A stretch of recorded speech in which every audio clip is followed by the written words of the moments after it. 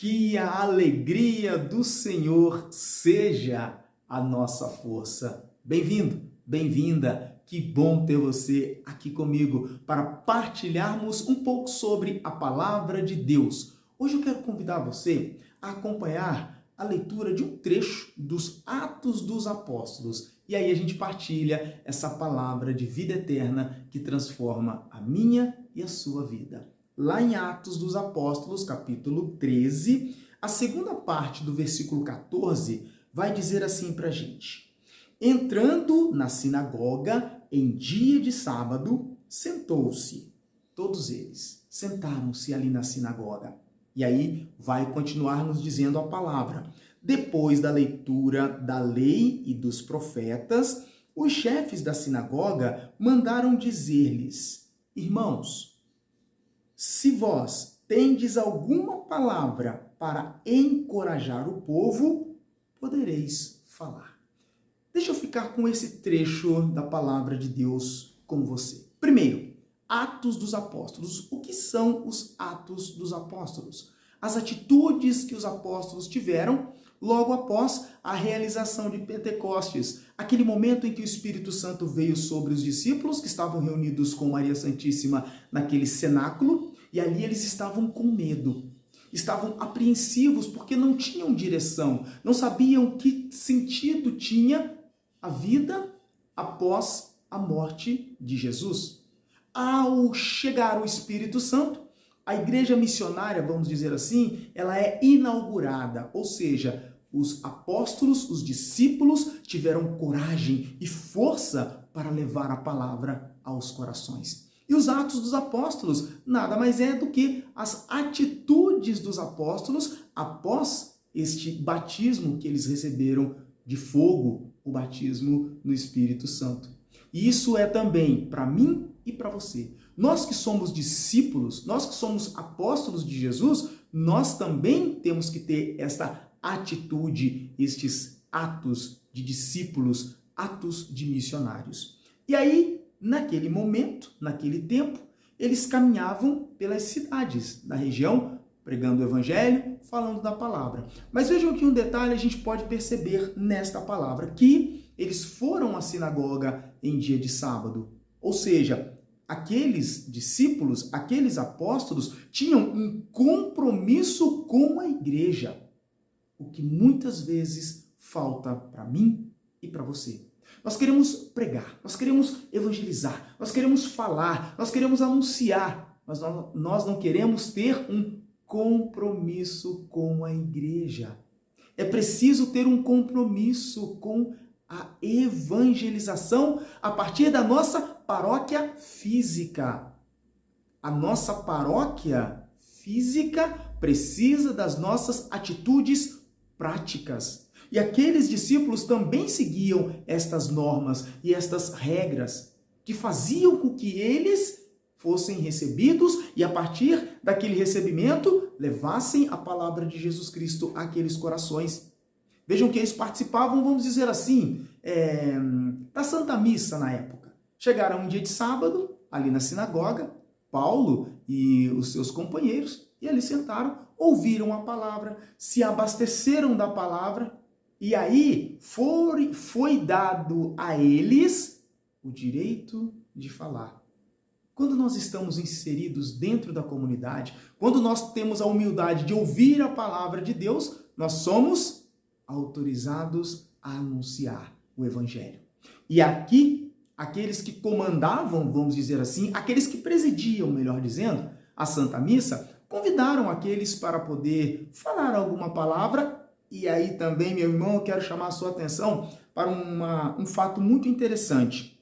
Eles disseram assim, depois que foi feita a leitura da lei, dos profetas, tudo aquilo que dizia na lei de Deus, disseram-lhes: irmãos, se vós tendes alguma palavra para encorajar o povo, podeis falar. Gente, nós precisamos parar de ser profetas do Apocalipse, profetas da destruição, profetas daquilo que é ruim. A gente escuta muito as realidades ruins do dia a dia. Tá difícil, tá complicado, a caminhada tá difícil, as coisas estão complicadas. Sim, estão, mas nós temos que levar uma palavra que encoraje as pessoas. Nós temos que levar uma palavra de esperança. A gente está levando muita destruição, muita discórdia, muita desunião. A gente precisa levar amor aos corações. A gente precisa levar a palavra de santidade para a vida das pessoas. A palavra de encorajamento. Vejam que foi dada a eles a oportunidade de falar. E o que eles falaram? Encorajavam o povo, anunciando Jesus Cristo.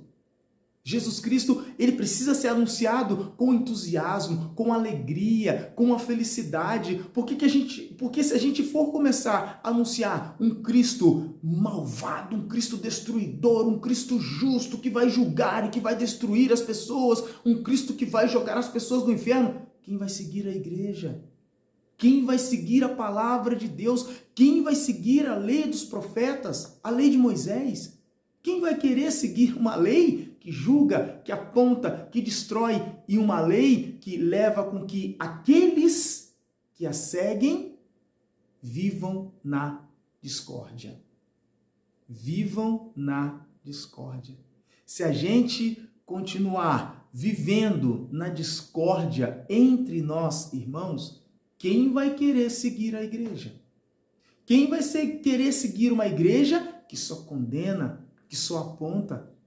A igreja está aí para nos orientar, para nos ajudar a viver essa palavra de uma forma intensa. A igreja está aí para nos acolher. É lógico que cada um tem uma opinião, cada um tem um pensamento. Existem divergências? Existem, claro que existem. Mas nós temos que entender que Cristo é a nossa luz. Ele é o nosso caminho. E se Cristo é o nosso caminho, nós precisamos continuar caminhando junto dele. Lá em João, capítulo 13, em um dos versículos vai dizer que ninguém é maior do que o mestre. E quem é o mestre? Jesus.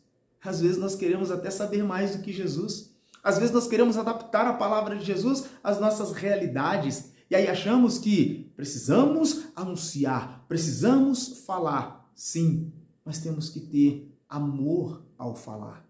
Na sequência desta leitura dos Atos dos Apóstolos, Paulo vai narrar sobre toda a realidade, desde a criação, desde toda a realidade dos profetas do Antigo Testamento, até chegar no anúncio e até chegar em Jesus Cristo. E é assim que a gente tem que anunciar as maravilhas de Deus, as maravilhas do Senhor. Volto a dizer, temos que parar de ser profetas do Apocalipse e anunciando destruição, anunciando discórdia, vivendo a desunião. Meu irmão e minha irmã, é hora de nos unirmos para, a partir da palavra de Deus, levar o amor, levar a palavra de santidade e levar a palavra de misericórdia deste Deus que morreu por mim e por você e que diz assim: eu amo você. Às vezes a gente fica preso nas realidades pecaminosas que nós temos, porque realmente nós temos, somos pecadores, somos. Nós ficamos presos ali, ó. Somos pecadores. Ai, coitado de mim, tadinho de mim. Ou então a gente, pior, fica apontando o dedo para o outro. Ah lá, tá vendo? Ah lá, tá fazendo isso errado. Ah lá, tá fazendo aquilo errado. Não pode. Isso não pode ser realizado. Nós precisamos ser anunciadores da palavra e viver as nossas paróquias físicas. Abrace a sua igreja. Abrace a sua paróquia. Abrace a sua comunidade. Vamos fazer algo de concreto. Vamos fazer algo de real para que as coisas possam realmente mudar. Qual é o seu trabalho na comunidade? O que você está fazendo na sua comunidade? Você ajuda na sua paróquia? Você ajuda na sua paróquia?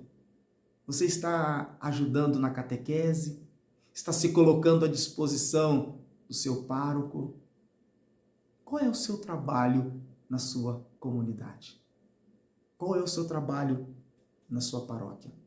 Aqui, aqueles homens andaram, caminharam, anunciaram, mas foram para a sinagoga e sentaram para escutar Você tem sentado para escutar o seu pároco falar? Eu não concordo com aquilo que o meu pároco fala. Tudo bem? Mas se você não concorda com aquilo que o seu pároco fala, pelo menos nós precisamos concordar com aquilo que a Escritura fala. E talvez o seu pároco esteja anunciando a Escritura. Talvez não. Ele está anunciando a Escritura.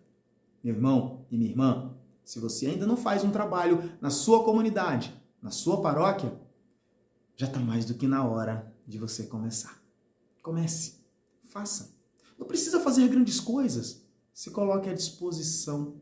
Se coloque diante da sua comunidade. Se coloque para ajudar. Sua comunidade está precisando da sua ajuda.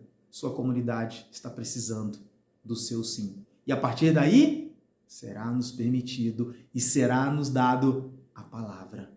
Aí nós seremos chamados para fazer aquilo que Paulo foi chamado a fazer quando eles sentaram e ouviram aqueles que estavam anunciando o evangelho, chamá-los e disseram: irmãos, se tendes alguma palavra para encorajar o povo, podes falar.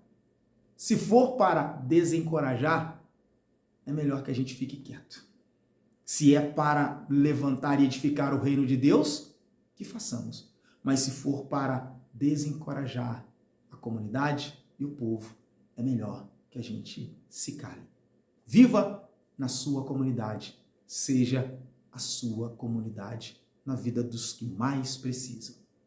Que Deus abençoe você. Muito obrigado pela sua participação aqui no meu canal e eu convido você a deixar o seu like para ajudar a gente e, claro, não se esquece, inscreve-se no canal, ativa o sininho, porque a gente sobe vídeos todos os dias aqui para a edificação do coração daqueles que se abrem à palavra de Deus. Pode compartilhar com quem você quiser e deixa também os seus comentários que a gente acolhe com muito carinho. Deus te abençoe e que a Mãe Aparecida ilumine a sua vida. Fiquem com Deus e com as bênçãos da Mãe Aparecida.